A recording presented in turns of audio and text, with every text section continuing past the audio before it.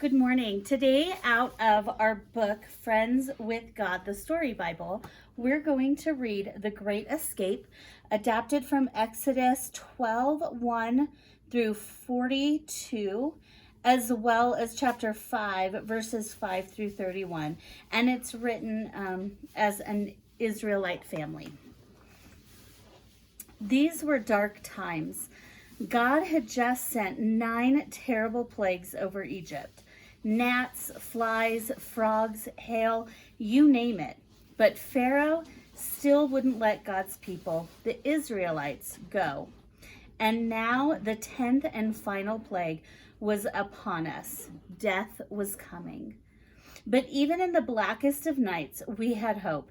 God promised to rescue us, although the firstborn sons of Egypt would die. God said he would pass over the houses of his people who put the blood of a lamb over their front doors. While we huddled with our families over our Passover meals, I was scared. After all, I was the firstborn son in my family. Safe in my house, I heard the screams and cries of Egyptian parents as their firstborn sons died. The 10th plague was both quick and merciless. Before the night was over, Pharaoh called Moses and Aaron, who was Moses' older brother, to his palace. Pharaoh's own son had died too.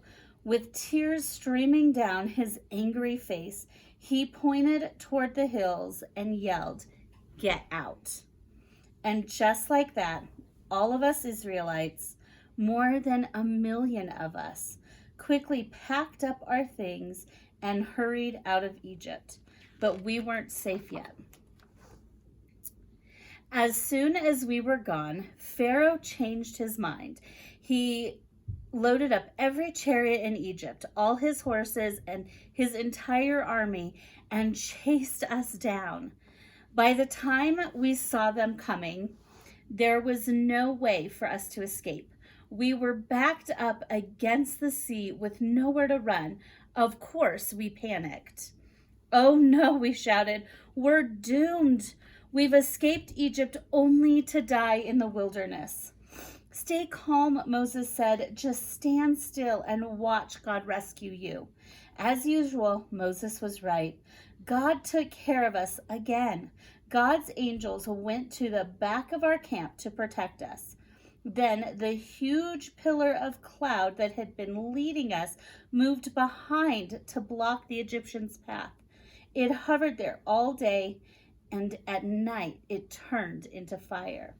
And then God did something even more amazing. God told Moses to raise his hand over the sea. The wind swirled all around us, and the water split right down the middle. A giant wall of water rose up on each side. God created a dry path for us to cross the sea. We picked up our things and began to walk across the seabed with walls of water on each side. Not a drop of water splashed our faces or touched our feet. Meanwhile, Pharaoh watched in amazement. His anger turned into rage, and he shouted for his army to follow us. When we glanced back over our shoulders, we could see the soldiers racing their chariots into the seabed behind us. They were catching up and fast.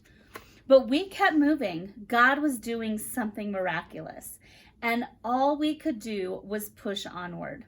When every one of us reached the other side of the sea, God told Moses to raise his hand again, and the walls of water rushed down over the dry path, filling the sea with water again. Wave after wave crashed down on Pharaoh's soldiers and chariots. Next thing we knew, the entire army had been covered in water. Not one of them survived. They were gone. We stood in awe of God's mighty power. We laughed and cried and hugged each other. More than 400 years of slavery in Egypt had finally come to an end. God had truly rescued us.